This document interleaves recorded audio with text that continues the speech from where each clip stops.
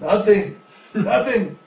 And they would just start throwing their guitars and smashing everything. Nothing, nothing. Why? Why do young people in particular get so angry? Because there's no joy in their lives. Even they think in the beginning, oh, if I can get enough sense gratification, then I'll be happy. I haven't been happy so far, but I've been restricted from sense gratification. That must be the cause. So then they go with their other young friends and they try all kinds of sense gratification, thinking themselves very grown up and sophisticated. But guess what? That doesn't work either. And now they can't admit to themselves that they're wrong. So they try more and more and more sense gratification, and it still doesn't work. And finally, it ferociously doesn't work because they're very, very unhappy, and now they've piled so many inauspicious, sinful activities on top of whatever unhappiness they were already feeling. In the beginning, the children feel unhappy because we don't teach them who they are. We don't teach them that they're spirit souls. We don't teach them that they're children of God.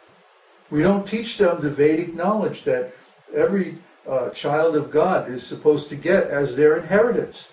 We cheat them. We withhold their inheritance, their real knowledge that they should have. And how are they supposed to live life without this knowledge? So naturally the children are angry. They don't even know why they're angry. They're missing something. Something is empty in their lives.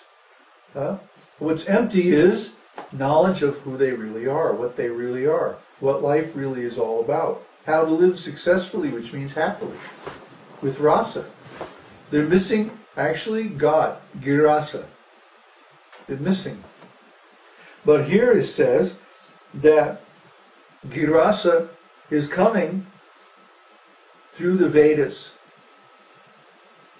So if you give the children the Vedas, if you give the children the knowledge while they're young, then they never have this terrible emptiness. And then they try to fill it with so much nonsense. See? Just like I was amazed when I went to India. When I went to India, it was, still a little bit early.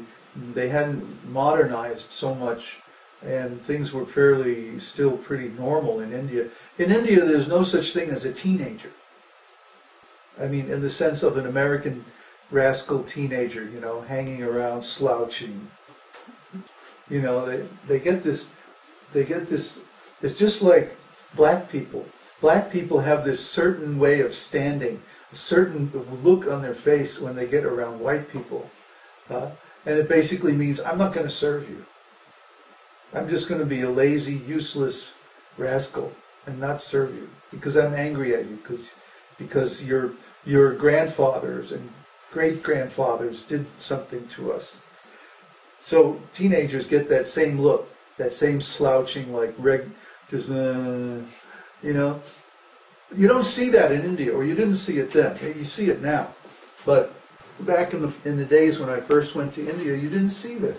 There was no, I went everywhere, but I couldn't find any teenagers. There were kids, and then there were young adults, suddenly. No teenager nonsense. Why? Because from the very beginning of life, they got some spiritual knowledge. They had some idea of who they are, why they're here, what to do in life, how to get satisfaction, how to get rasa, how to get joie de vivre. And it's not through sense gratification. It's through doing our duty to God. Duty means regulated activities. What was that word up here in a sense?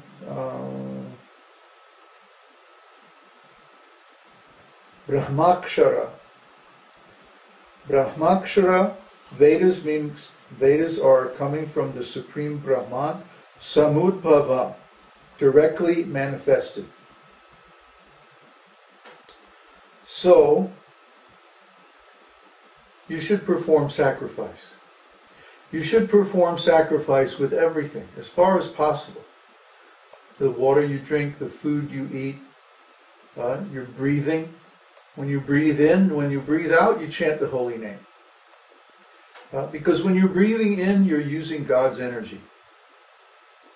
And when you're breathing out, then you should glorify God with your words. That's the meaning of chanting all the time. See?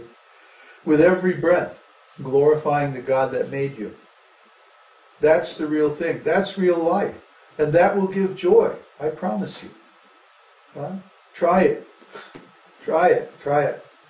I can sit here and talk about it forever and ever. We can sit and debate it, and, have different learned discourses on the whole idea and the whole, examine whether it's true or not and philosophically analyze everything. Oh no, it's just a waste of time. Try it. That's what we say. We don't demand that you have faith. Any more faith than it takes to simply try the process. A little faith. Just a tiny little faith. Give up an afternoon. Read this 3rd chapter of Bhagavad-gītā and try it. Just try thinking like that. That's called Shastra Chakshus, seeing things through the eyes of the scripture.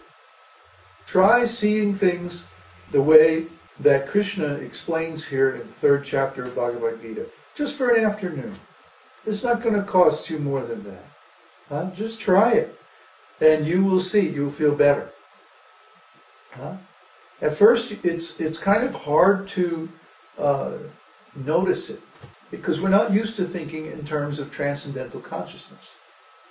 But we'll notice that we feel lighter, we feel brighter, we're more at ease, life goes nicer, it's more smooth, it's more joyful, like that. As soon as we start to desire something for ourselves, that's when things get heavy. That's when we start to suffer. As soon as we start to desire something separately from God. I mean, looking at it from the top down. The cause of all our suffering is our own desires. Desire means I separate myself from something. And then I yearn to be together with it.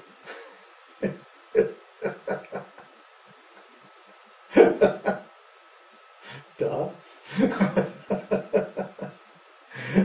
Money. I need money. I want money.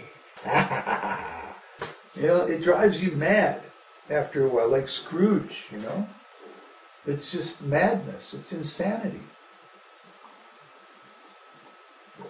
You think that money's going to make you happy? It's madness. It's crazy. It's fool's talk. It's nonsense. Money is not going to make you happy. You could have a whole room full of money. You could be bathing in money and still be completely miserable. Why? Because what you really want is transcendental happiness, rasa. You don't want money. You don't want love. You don't want things or stuff or positions or designations or titles or positions or power or fame or any of that stuff. You want transcendental happiness. You got to trust me on this. If you get transcendental happiness, you'll be like sitting on top of the world. You won't need anything. You can taste this transcendental happiness a little bit when you're in love. What's that? I got the world on a string, sitting on a rainbow. Got the string around my finger. That's the feeling. It's like, I know the secret of life. People get the same feeling when they're tripping sometimes. If they accidentally come across the secret. But then they come down and they forget it. And what's the secret? That everything we do is based on consciousness. And when our consciousness is in line, is in harmony with the Supreme, then everything is wonderful, everything's beautiful, we're in love. What a day, what a world, I'm in love. I used to be a jazz musician.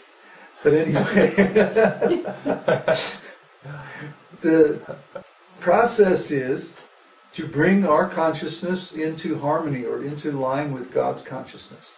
And how do we do that? By following His instructions. It's so simple. But because people are rascals, they don't want to follow any instructions. I'm independent. Yeah. Well, if you're independent, why are you so unhappy? Anybody can be independent, but you're full of so many desires. I want this, I want that, I want to do this, I want that, go there, I want this person, I want that, I want these things, I want money, I want that. Want. That's not happiness. That's the opposite of happiness. The more you desire, the more misery